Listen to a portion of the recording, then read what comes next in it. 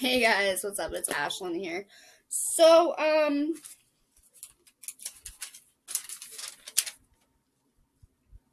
this is the receipt for all the stuff I got out of the library today. Yeah, I have an obsession, guys. I love going to my library, even though I have tons of different books and things like that to get through. Sorry, you guys are falling. So, where do I start? Why don't we just start with the movies from the library? So as you guys know, it's almost Thanksgiving, and I found this really great thing. It's called Friendsgiving. It's got, Kat Dennings, Wanda Sykes, Margaret Cho, Aisha Tyler, a whole bunch of people. So it looks like this, and it's called Friendsgiving. And yes, it was on display. Our favorite thing, right? Go figure. Next, I got this. It's called Kajillionaire. No idea what it's about, but it looks good. And it's rated R. As is the other one. Actually, I've got one that's not rated and one that's PG. The rest are R. So I guess we kind of know where I'm at in life. I like restricted movies. It's okay though. I'm a grown-ass woman, so. Anyway, I got Mizo says there is no limit to a mother's love. I don't know, it just sounded like it would be a good movie to watch.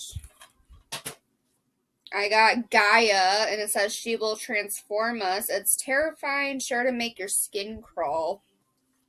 So, here's this. It's pretty dark, actually. An injured forest ranger on a routine mission is saved by two off-the-grid survivalists. What is initially a welcome rescue grows more suspicious as the son and his renegade father reveal a cultish devotion to the forest. When their cabin is attacked by a strange being, it's clear there is a far greater threat in this unrelenting wilderness. No idea.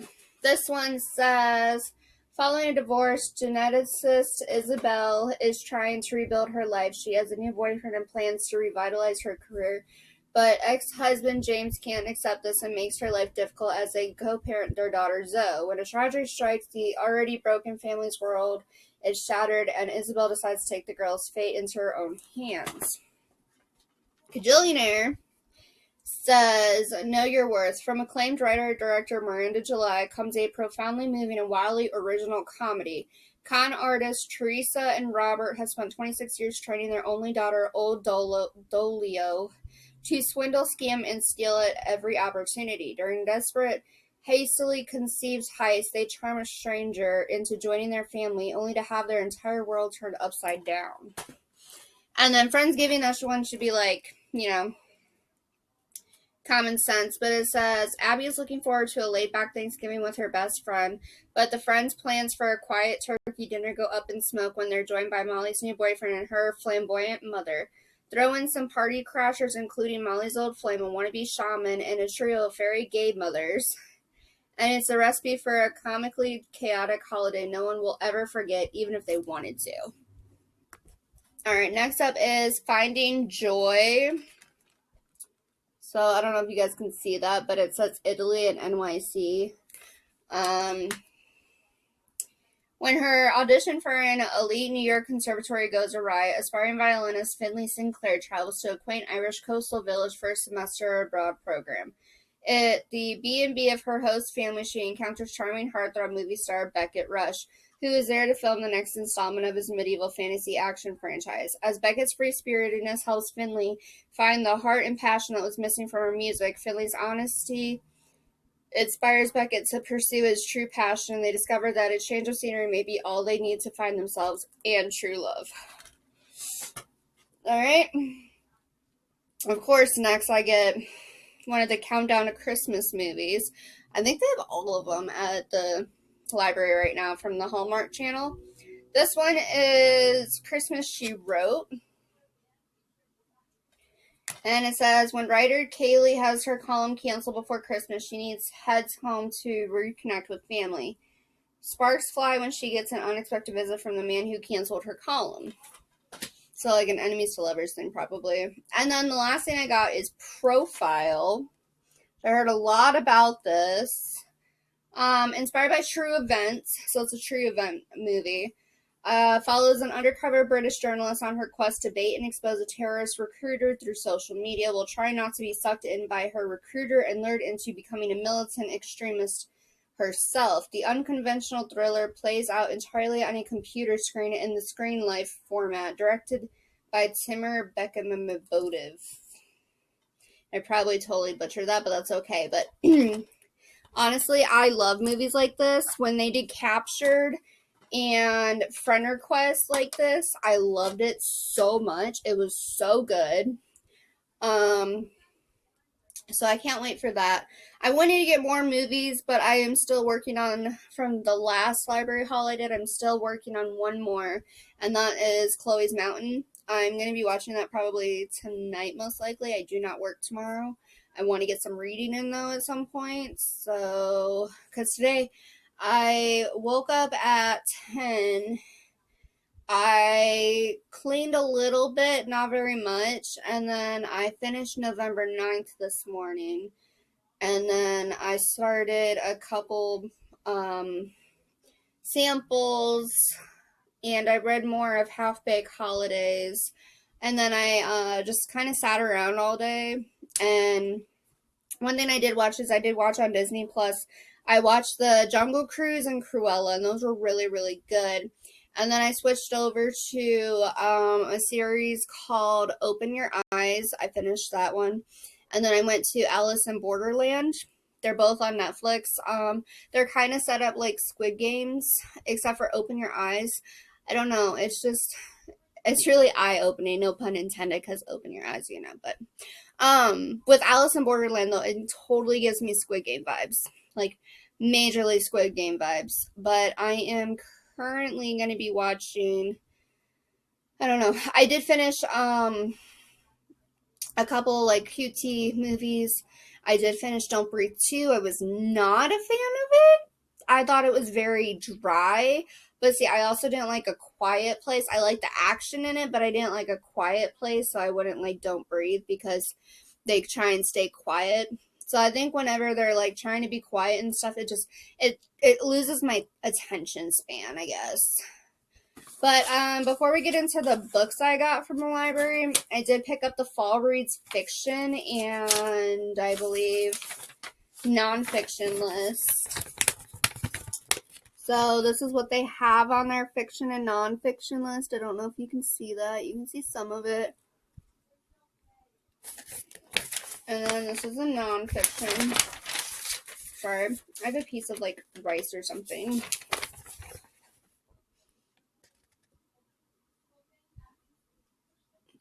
There is 25 each. So these are 30 on the first one and 25 on the second one.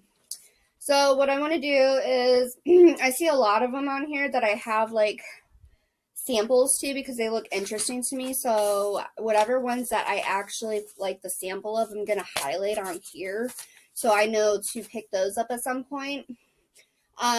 Really quick, next month there is going to be a Beat the Backlist 2021. I do have it in my reading vlog or my reading journal, and I have like a checklist of it, so I'm going to work on that as well as the 9 books that I picked for the month of December. I just did like snow or white on the cover, but it had to coincide with the winter theme completely, so it wasn't just a white cover book.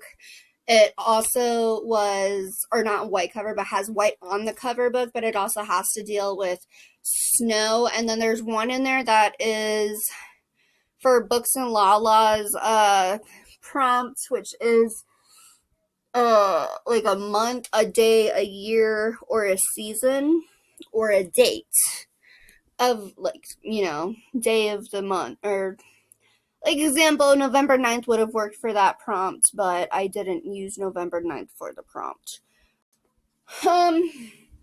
But yeah, I am trying to do that. I'm trying to make my own, actually, and I'm having like a really difficult time with it. But let's just go ahead and get into the next set of books I picked up, because I didn't intend to pick them up. I originally started out with going to the library to go to the poetry slam and drop stuff off that I already finished. Now, I am still also working on a book. It's Meg Cabot's No Words. I have not picked that one up yet. I did look at the setup of it a little bit this morning. I was going to read, but I just wasn't in the mood to read. I got into like a little bit of a reading slump, I think. Sorry, my feet hurt. I'm going to plop down a little bit and scooch you guys down. Ignore my setup. I know it's not my normal setup. I was trying to get my tree up in here. It's right here, and it's so pretty, and with the fairy lights on, it looks really good, but right now it just looks like total not fun. Alright, so let's just go ahead and get into the books. Give me 1 second. Okay, so I got quite a bit of books, guys. Ready? Alright, first and foremost, the first book I'm going to show you guys is a book that was on display and trending. Sorry, my feet. It is called How to Get Into Our House and Where We Keep the Money, and these are different stories, but it looks like this, and I thought it looked so cool, so I kind of grabbed it. I have no idea what it's about. I picked it up on impulse. I like the cover of it that drew me in, and I like the title of How to Get in Our House and Where We Keep the Money. I think that's a really cool title.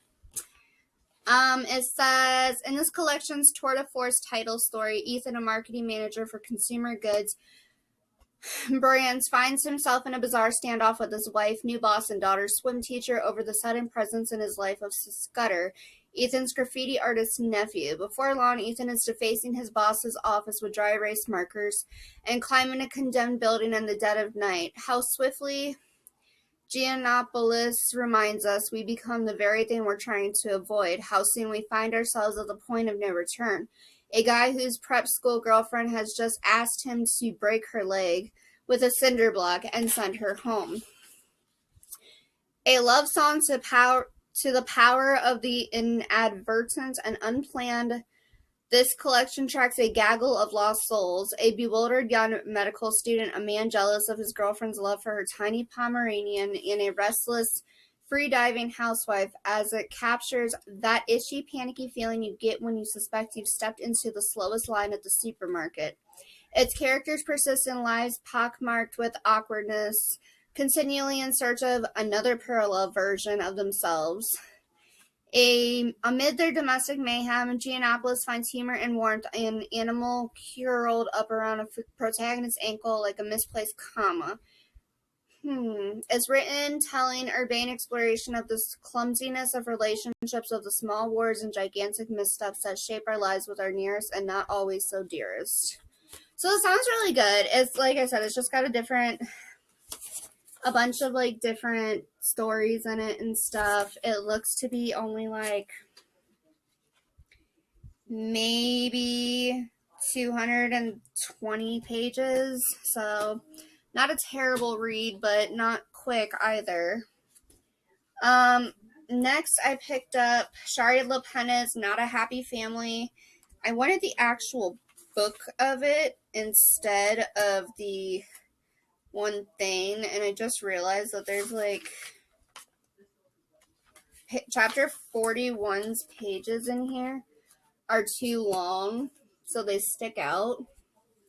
So I don't know what that's about. They look like they're still intact and everything. Maybe. No, this was like really destroyed. I'm gonna have to call the library and let them know, because that's really destroyed. Like, this is bad. I hope they charge the person. But this is another one that I did the sample to, and I really enjoyed it. Family, everyone is keeping secrets, even the dead. Brecken Hill in upstate New York is an expensive place to live. You have to be rich to have a house there, and Fred and Sheila Merton certainly are rich, but even all their money can't protect them when a killer comes to call. The Martins are brutally murdered after a fraught Easter dinner with their 3 adult kids, who of course are devastated. Or are they? They each stand to inherit millions. They were never a happy family thanks to their vindictive father and neglectful mother. But perhaps one of the siblings is more disturbed than anyone knew. Did someone snap after that dreadful evening? Or did another person appear later that night with the worst of intentions? That must be what happened. After all, if one of your family were capable of something as gruesome as this, you'd know, wouldn't you? So it sounds really good. From what I read, seems like there's a very estranged sister in this. And I did pick this up in large print only because, I don't know, I just love the large print books. They make it a little bit easier to read sometimes. The next one I picked up, and I'm really excited for as well, is the new Taylor Jenkins Reid, and this is Malibu Rising.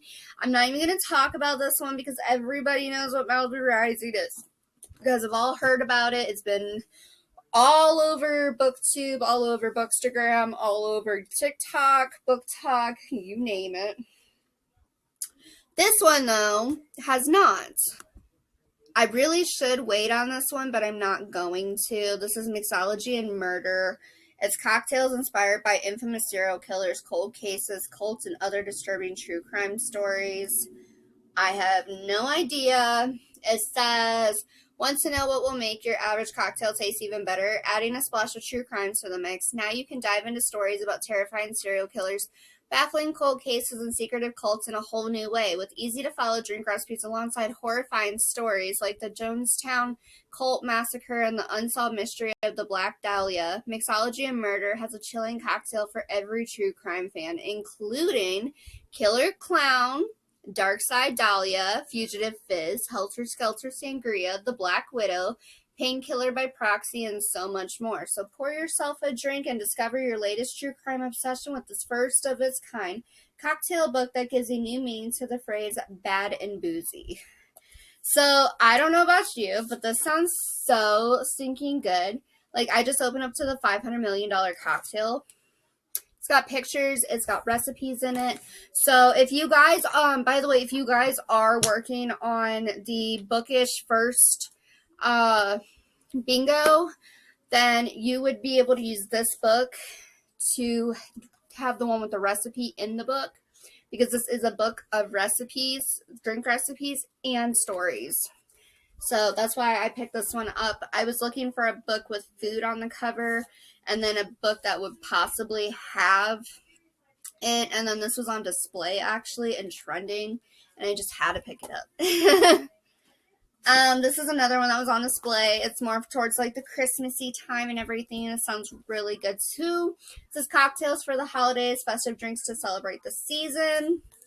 It looks like this. I believe this is just straight recipes, drink recipes, and you name it. It is, and I cannot wait to write all these down and then try them next month. Like a Dutch hot chocolate, a fairy tale of New York, Yuletide Daisy, Falling Leaves, You'll Shoot Your Eye Out, Santa's Little Helper, Honey Milk Punch. Like, it just sounds so good, and who doesn't love cocktails? Alright, now I wasn't going to pick this one up, but I did anyways, and this is Opulence, Kansas by Julius Silstra. But this cover, like, can we just admire this cover for a second?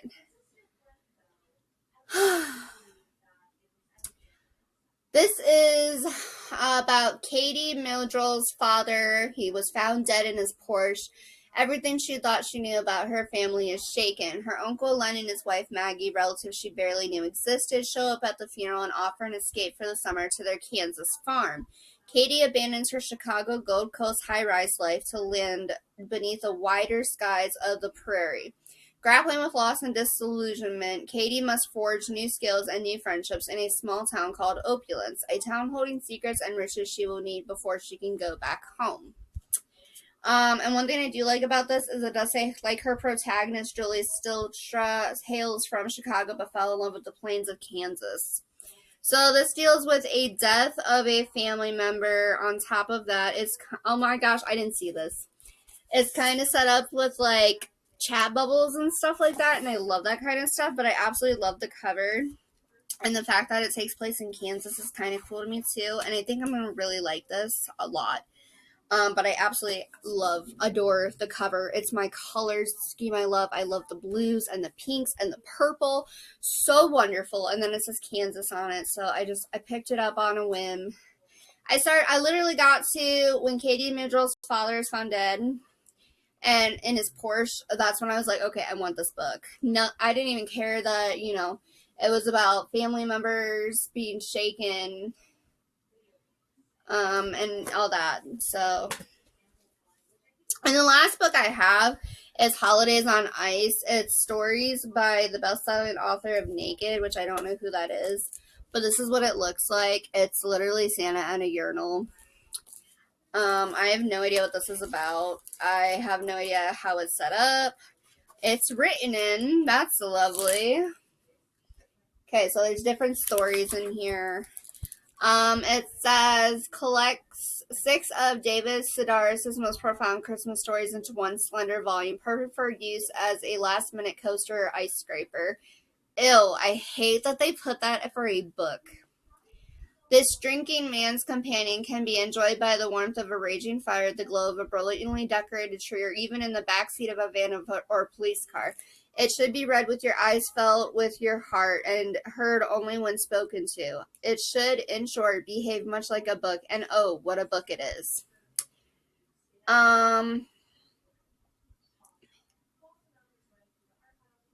These previously published stories, the Santa Land Diaries, Dina, the Christmas Horror, and Season's Greetings from the Dunbar Family. All 3 of these previously published stories have been set into a refreshing new typeface and joined by a trio of equally charming newcomers. A network television executive strong-arms the congregation of a small Pentecostal church in the delightful tale based on a true story. Front row center with Datus Bristol finds the bitter, mean-spirited local theater critic savagely attacking the various holiday plays and pageants presented by the area's elementary schools. And finally, in Christmas Meets Giving, 2 competitive families celebrate the season by giving the gifts of themselves. I don't know, it looks good, it looks fun.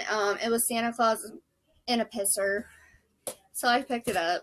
I don't know, I'm not even really in that big of a, like, Christmassy mood. I mean, I am, but I'm not at the same time, you know what I mean? But I did stop in the free section, and I really wish I didn't stop in the free section. But I did find these really cool health magazines, and I'm kind of becoming a health nut in a way. So I picked those up. They were free. I picked up Food and Wine, all the sides, because of them au gratin potatoes look fantastic, and I want some au gratin potatoes. I couldn't even finish my Qdoba. I did pick this one up, though. It's called Consumer Reports, and this one says, your guide to safer drinking water, how to check tap water, 45 bottle brands tested, the facts on filters, why the government allows dangerous chemicals in America's water, and how you can protect yourself, that kind of thing. So I picked that one up. And then I have no idea what is wrong with me. Here, let's just do it this way. These are all called The Economist. I have no idea what they're in regards to. I just saw all of them sitting there, and I was like, wonder what this is about. It looks like it's going to be more government-based, but I'm not sure. So, I picked it up. I think I have a couple that might actually be, like, repeats, but they were all free, so you really can't go wrong with that. There's about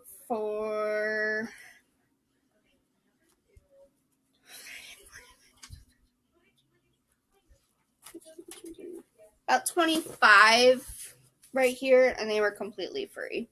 So you really can't go wrong with that. Figure out what that's all about. If anything, I'll probably use them as, I'm going to start doing collages and stuff like that. And then the last 2 things I have are right here in their books. So these look fun, right? Oh, you know what? I never thought about that, but that would work. Kind of. I don't know. Alright, so these are Susan Elizabeth Phillips. One is called Lady Be Good, and this one says, Lady Emma Wells Finch, the oh-so-proper headmistress of England's St. Gertrude School for Girls, knows only one thing will save her from losing everything she holds dear. Complete and utter disgrace. Skirts flying, umbrella pointing, and beautiful mouth issuing orders, she arrives in Texas on a mission. She has 2 weeks to lose her reputation. And that's all I read and picked it up, and I was like, yes, this is mine. Then it says, world-famous Playboy athlete Kenny Traveler has been suspended from the sport he loves. Now only one thing can restore his career, complete and utter respectability. Unfortunately, he has been blackmailed into chauffeuring bossy, single-minded Lady Emma, who's hell-bent on visiting honky-tonks and tattoo parlors, and worse, lots worse. When a gorgeous man who can't afford another scandal meets a hard-headed woman who's determined to cause one, anything can happen. But love? Oh dear, that's impossible, outrageous, inevitable. So that's the first one, and I didn't realize these were the same author. I thought they looked kind of familiar. This other one is called Nobody's Baby But Mine.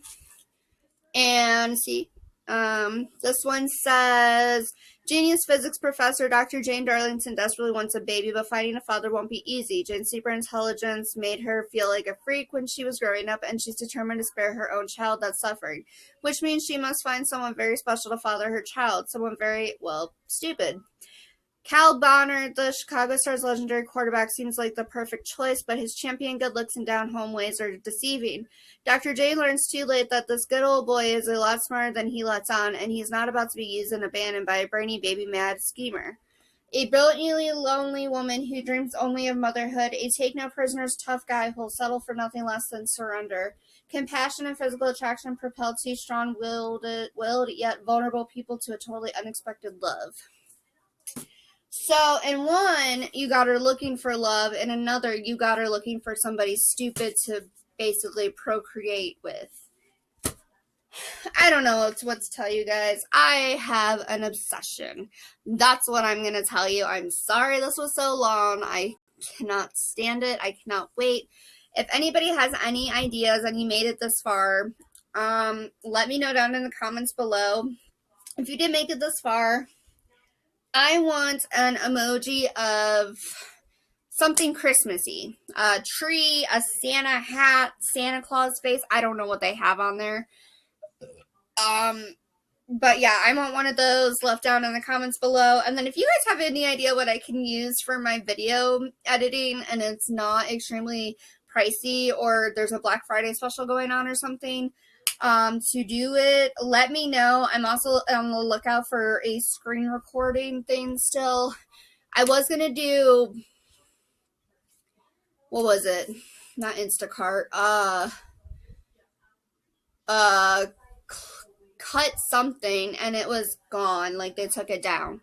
But with that being said, I hope that you guys enjoy this video and I will see you in the next one. Bye!